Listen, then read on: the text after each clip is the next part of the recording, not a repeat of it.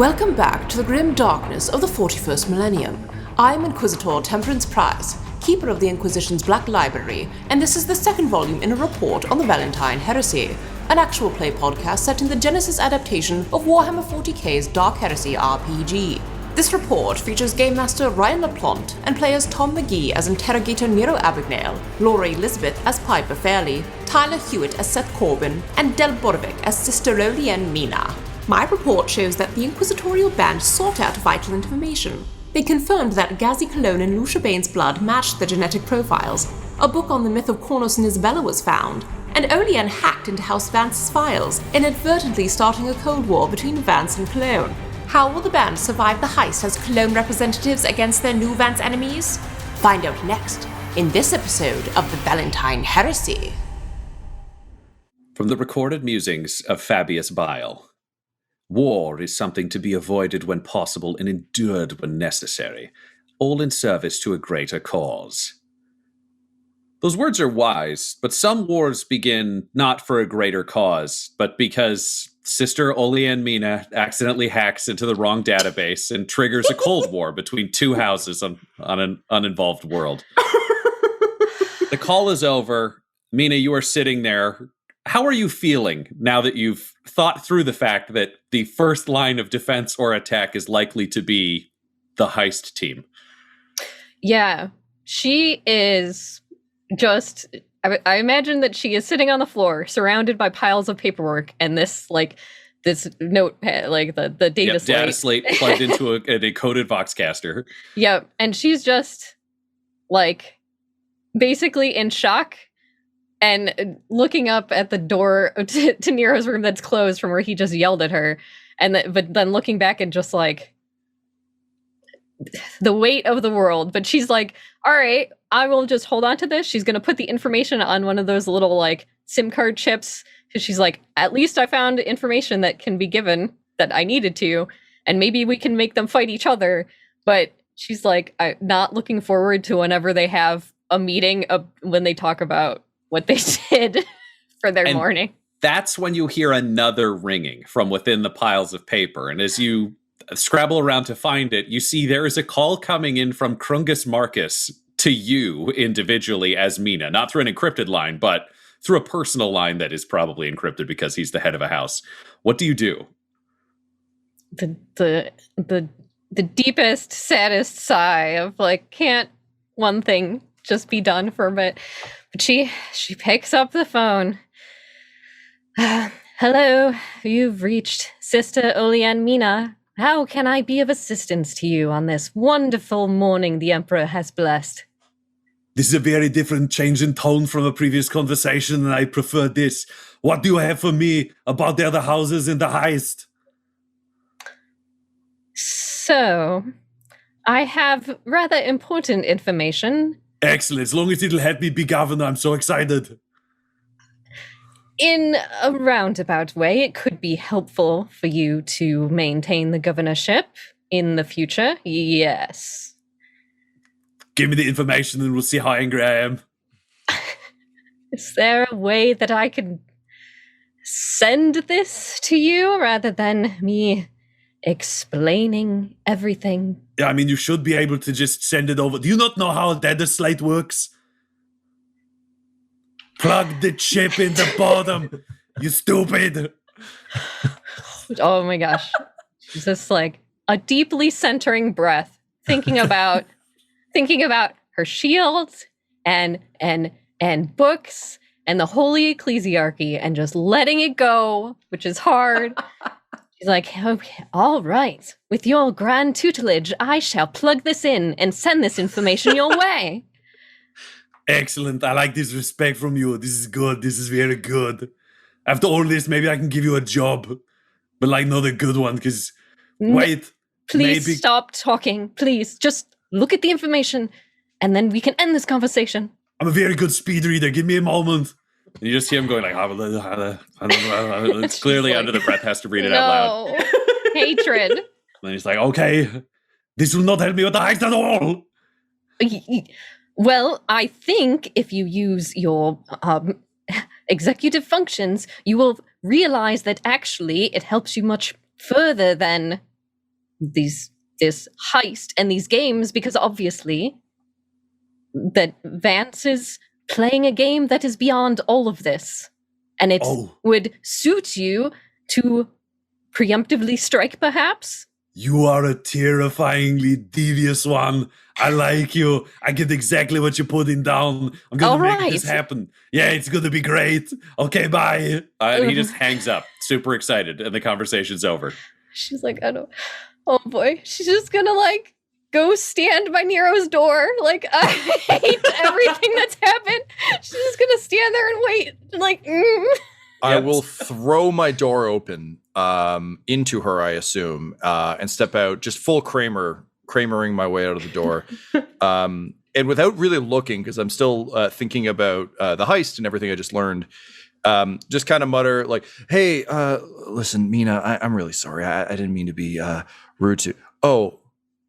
Oh, hey, I just hit you with the door. Hey, listen, and I'll like just close the door a little bit and lean around and be like, look, I'm real sorry. I didn't mean to snap at you like that. It's just, it's been a real couple of days, so thank you for answering the phone both times. You've been a huge help. Bless. And I'll just put like a hand on her shoulder, just give her like an overly long stare without blinking and nodding.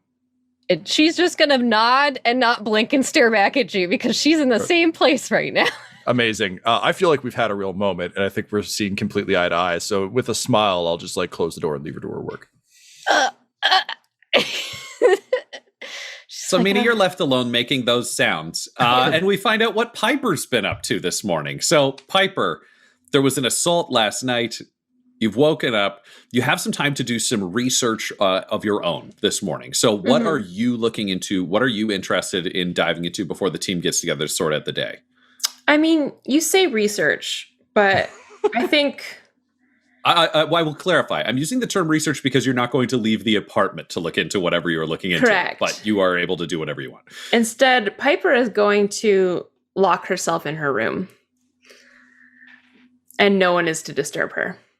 Which is basically like her like looking out of her door, being like, no one disturb me, and literally like just slamming it and locking it. And does Warden wait outside the door to ensure no one disturbs? Or does Warden stay in? Warden is, of course, allowed inside and is necessarily allowed inside because Piper is going to attempt to send a message through the astropathic choir. All right. To her mentor on Terra. Okay. Let's see what happens. I have not had to wander through the astropathy rules, so let's find out what's going on. I mean, Piper had a very close relationship with her mentor in like the Adeptus Astra Telepathica. And so they have there's a bit of a shorthand that they have in sending messages. She was the one her name was Thessaly Falter, and she helped, obviously, Piper develop kind of the shorthand of images that astropaths use, as well as, they have their own history as well and their own experiences that she can draw upon. So basically she wants to send a message that essentially includes some symbol that will represent Nero and the Eye of Horus, and that there is something basically that they need intervention. Because Piper is very uncomfortable with Horus's name having been thrown around so casually by Nero. And it's fucked up. Okay. The only thing I want to check in terms of lore is, would you want to check in with an Inquisitorial force, or do you want to check in with the Adeptus Astra Telepathica? Because the telepaths technically don't have jurisdiction to enforce. But if you're worried there is an issue within the Inquisition here, then it could be the ask for, the cop from the different district. I'm worried because Nero is in charge of our group that other people in the Inquisition may have known. What if and the cops the reason he is in charge is because of whatever's going on that I don't trust. So I do trust my mentor. And so that's for me, that's kind of like the only way that I can feel that it's secure. Also asking, like, I don't think that the Astropathic Choir, like any astropaths within that, would be as willing to kind of break their, like, secrecy that they have about messages if it's going to someone in the Adeptus Astrotelepathica. That instead makes sense. of the Inquisition. So all right, yeah. So how does this work mechanically? So I can send telepathic message to another psyker within orbital range, aka the choir. So I just have to make a telepathy check. Default is difficulty 2, but you can. Is there a difference between within orbit or within system? No, it's the same. Cool. It's like, yeah. Well, it says within the same planet or within orbital range. Is there a way to stretch that further, or is it just within orbital range? It's just within an orbital range. Are they not in the orbit?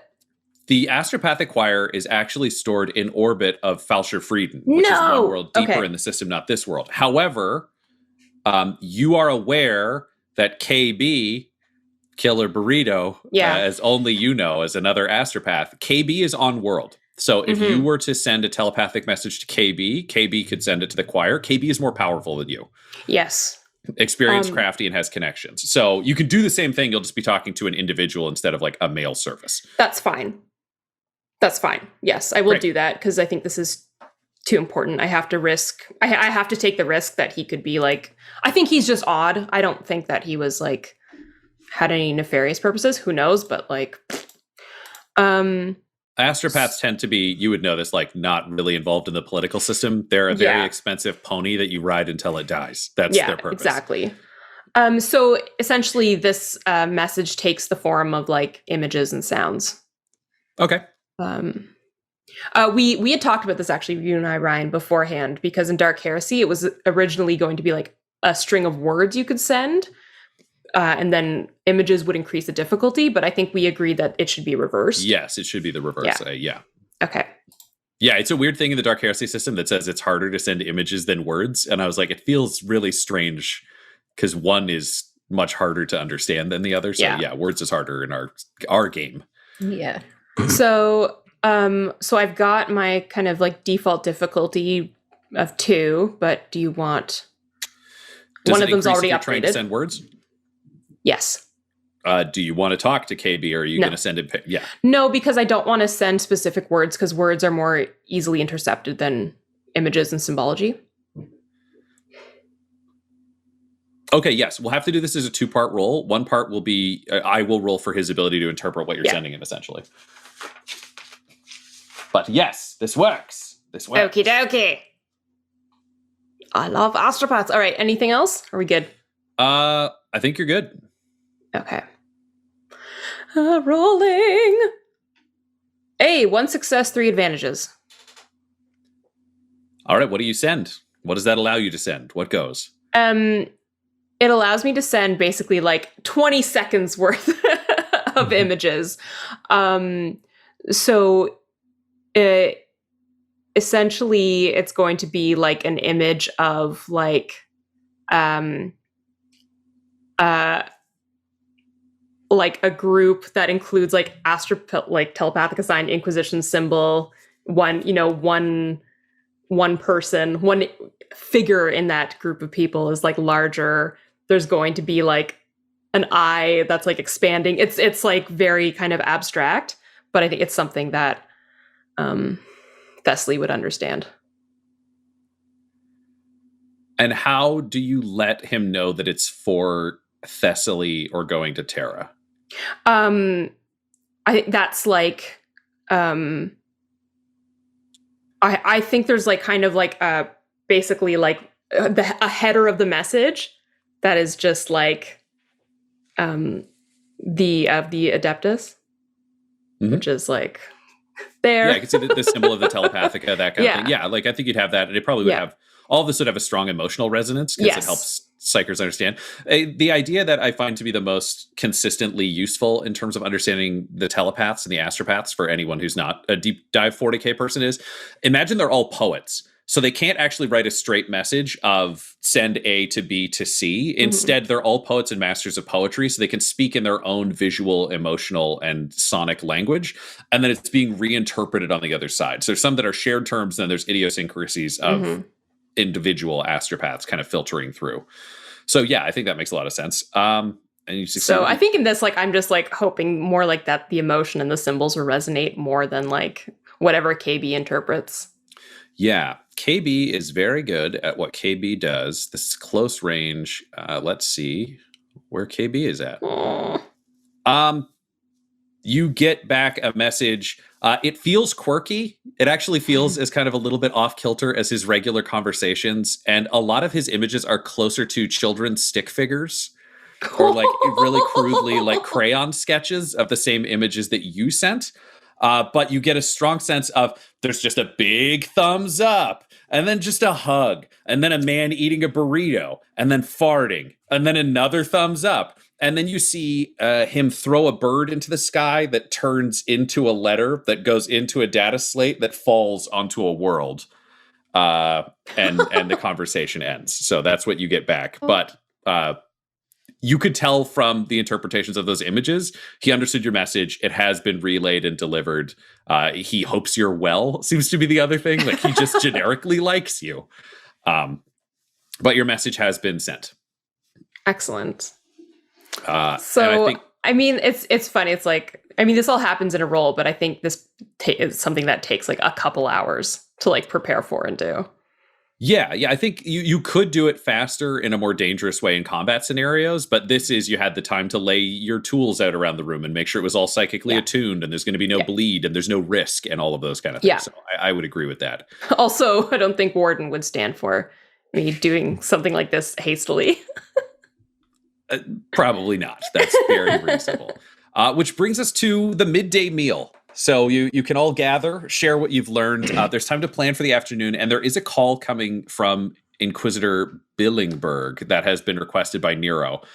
Nero, knowing that you were kind of on the team to schedule it, do you think you would prefer to get it done first before the meal, or would you want to catch up with everybody on what's happening and then do the call? I mean, he's not really wanting to talk to Billingberg about the heist so much as he just kind of needs some reassuring parental words. Great. From, faraway dad rather than on site trying to save his soul mom. So that said, he's also like having had a bit of time to like think and kind of calm down. The paranoia is setting back in a way that actually makes him not want to rock the boat so hard. So I think he'd probably let the meal happen first, kind of let everyone talk about what they're going to talk about, because he doesn't want those questions to gum up the reassuring chat he's hoping he's going to get. Great. All right. So you all sit down to your midday meal. Because you are now the full Inquisition and have your full kind of dollar signs. It's a weird question, but I would like to know what everyone orders to eat. You can get theoretically anything, but what would each of your personal meal styles be now that you don't have to pretend to be normal people? This is one of the perks of this job. Seth orders something exquisite, something just absolutely decadent. Beautiful. I think we would go with hand-raised, hand-fed, obscura braised fowl. So it's a small bird. It's the whole bird that's been ordered. Obscura braised is the equivalent of opium in the 40k universe, but it's been smoked in opium smoke instead of being kind of super trippy unto itself. What it means is each bite will give you a small sense of an opium hit without actually overpowering you with the drug. So it's the classy way of like you get a very mild, incredibly pleasant, relaxing meal that you are sober afterwards. It is tremendously expensive and it's the kind of thing that is never on a menu anywhere. You're the guy who knows the secret menu of what rich people want. So yeah, that's great. I think Mina would get a very simple, very hearty meal, like some kind of beef stew with lots of potato and meat, but like and bread that looks very like medieval, but like hearty, but also not fancy, like something that normal people would eat, that is very like strong. Where you started through till now, grox. It's just grox, top to bottom. The high end beef of the 40K universe. Yeah, that's awesome. Piper would need like the most sugary drink she could get, and just like something like a protein supplement, just like literally just like a chunk of something, so she can just refuel after using her telepathic abilities, because it is draining as shit, and a low stick to accompany. All right, so yeah, you would be fruit juice would be tremendously expensive on a hive world, as well as we've seen water is valuable. So all of the above mixed together, and it's bubbly. It comes with a little parasol in it that's got the planet's logo on, like the logo of House Cologne on it. The meal itself, you actually get a block of corpse starch, which is something that would be used usually by Imperial Guard regiments or punishment duty or other more horrifying things. Only Piper's from a death world and is very functional about death. Yeah. Corpse starch is recycling the bodies of Imperial servants or criminals to make the Soylent Green of the 40K universe. So it's a tofu-like substance. Piper appreciates the efficiency of the Imperium. And yet these people turn their nose up at us for just eating a person that you shot outside. I didn't see anything wrong with it. Yeah. Yeah, Piper was cool with hypocrisy. On this world, the first time we've seen it, truly. Being oblivious to the fact that this would require a tremendous amount of water, he would think of something that was like, he's after comfort right now. So thinking back to his days at the Ventus Jump Academy, he would, I think, just want like basically the equivalent of ramen. But of course, in doing so, has accidentally cost them just so many thrones, because he's just like, and eating it very much is like, when you make like some shitty simple meal that like puts you kind of like back and like, oh yeah, like when I was a kid and I just needed something to make me feel better, I just like make a peanut butter and jam. Like he's having like nice warm, like, oh yeah, nice simple meal for a simple man, like from a simpler time thing, as no doubt they had to burn a tremendous amount of resource to deliver this to them. But it literally means that he's like eating noodles out of a cup while everyone else is having their like fancier feast, aside of course from Piper. Yeah, Eve Nuln, who delivered this food, you'd never seen her as scared as she was bringing this food into the room. It's very clear she's carrying probably the cost of her house, her vehicle, and maybe her children in as this meal delivery, but she drops it off. You're all sitting on lower couches and chairs surrounding a gold, grotesque coffee table in the middle, but you get a chance to eat your meals and catch up on what you've learned this morning or what you want to do this afternoon. You've got enough time mechanically for each of you to do one thing. In game, you can go around and do those together as a party, split off into pairs, however you please. You don't need to be 4 people doing 4 separate scenes. It just depends on what you want to do, if that would be what you want to do. Well, I just had a nap, so I'm pretty much ready to do whatever is needed to be done. I have the beginnings of a plan for this heist. Now, it's quite clear that we've made enemies of many of the houses, or we have compromised ourselves in some way or another, and that we are the heist team representing House Cologne puts us in danger, as the heist teams are fair game. That is why I believe it would be best for us not to leave the ball, but in fact to impersonate the governor and have one of the teams bring this trinket or item to us. And I'll that just is my suggestion. Loudly slurp a noodle back and just go, that's some good thinking. I was thinking we'd have to kill the governor, but your plan's making more sense. I like that. I mean, I guess we still could if you need to, I don't know, like wear his skin or something, but hopefully it doesn't come to that, right? And I'll just like slurp some more noodles, just kind of innocently, as I suggest skinning the man we're working for. Yeah, I'll just kind of stare at him for a second, and Seth will just remind Nero, the win condition of the heist is to place this item in the governor's hands. And so in my plan, the governor would still need to be alive, because while we are handed the item, we will still need to deliver it to the real governor. Well, I mean, sure, unless we cut off his hands and you just, you know what, okay. You know what? Fine. I know I've been overruled. We can do it. I think we learned pretty early that splitting hairs, i.e. being given a gun and told to shoot something, does not necessarily ingratiate us with the ruling parties of this world. And so I think it best we stick to the rules as best we can. It's some real personal growth there, Seth, and I'm proud of you. I'm real proud of you.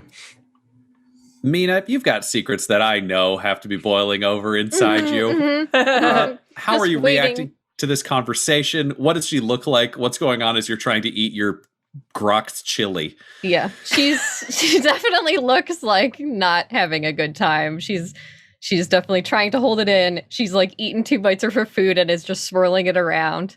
And like as they have this conversation, it's like, but it's like step by step coming to like the surface, and then she's like, "It's a very good plan, Seth. I might have some complications." What do you mean? Well, I had to give Krungus Marcus the information that I promised him, and well, that was fine. I can do research. But I'm not a tech priest. I'm not really a cogitation person. Mina, what have you done? There might be a Cold War happening between all of the clans. Especially, we might be in more danger. So maybe staying at the ball is the best plan that we could have. Wait, we're in more danger now. Oh! Mina, what have you done? I did discover some information that you will probably find extremely fascinating. It turns out that House Vance doesn't just have a mercenary armed force. They have been creating a secret army that would be able to fight among the Prometheum mines without getting it, making explosions. And what do you call it? They're planning a coup. So it seems that whoever wins this, that Vance has plans to take over, which I then told Krungus Marcus. But also Vance caught me spying and declared Cold War upon House Colon, and possibly us. I mean, he didn't know it was me, but... We represent House Colon. She's just like, and puts soup in her mouth, and is just like...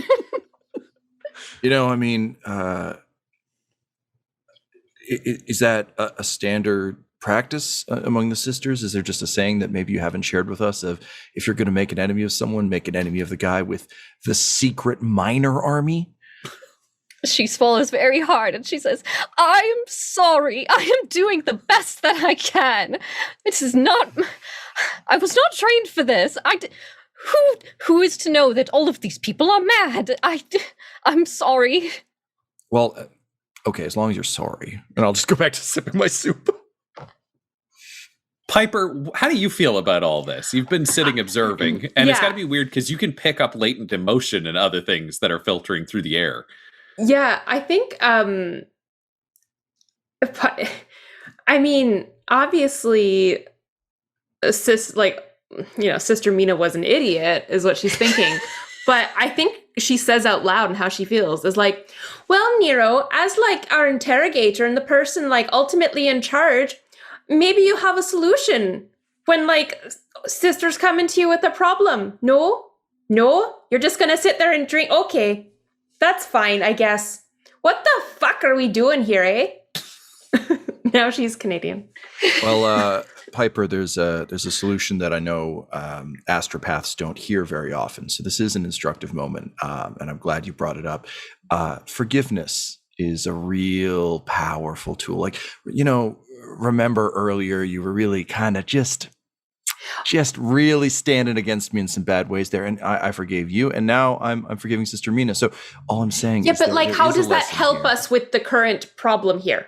Well, I think Seth already has a plan, and it sounds like a pretty good one. And quite frankly, since we know no one can kill us at the ball, his plan still stands. Nothing's actually changed, other than the fact that people who kind of want to kill us still kind of want to kill us. So unless there's something in the warp, perhaps your choir can tell you about, something that you'd like to share with the group, perhaps, then I don't really see what the problem is here. Seth's plan stands. And yeah, sure, we got some more people out to kill us, but is that really such a bad thing? I call that a fucking Tuesday. Like, you're saying this like it was all obvious, but like you hadn't even like said that like, yeah, that's the best plan, and like, oh, Mina's like doesn't change the plan. Like, I just think that you should maybe learn to communicate a little bit better. I was finishing my soup. Interrogator. Bring. You just hear the ringing from the comm room through the open door.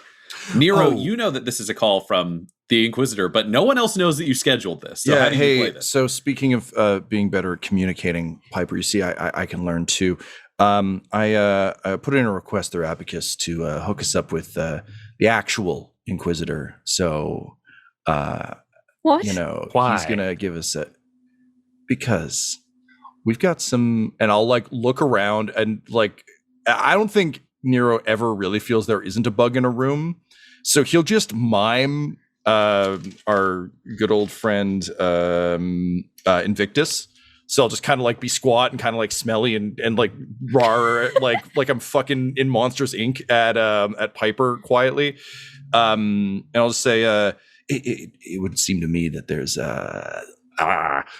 some other interests at work here involving, and I'll just like hold up the rosary and point, or the rosette, and just fucking point at it and say, so I thought it might be important to maybe pull rank a little bit, so it's just calling, give us some sagely advice and help us stay on track. Does that make you feel better, Piper? I think if we're going to die of anything here, it's going to be your smugness, but okay. Ring. The Inquisitor has been still ringing. The Inquisitor phone. We need to answer that. Can you get the phone, Mina? Yes, she's getting up and get the phone. And Piper like looks, I think she tries to like catches Seth's eye and just mouth Horus. Like, what? You can't tell if Seth is looking at you or not because his eyes are just black glass. It's so good. He just brings a teacup to his lips, and before taking a sip, he just kind of says into the cup, and here I thought it was a Tuesday, and just like sips.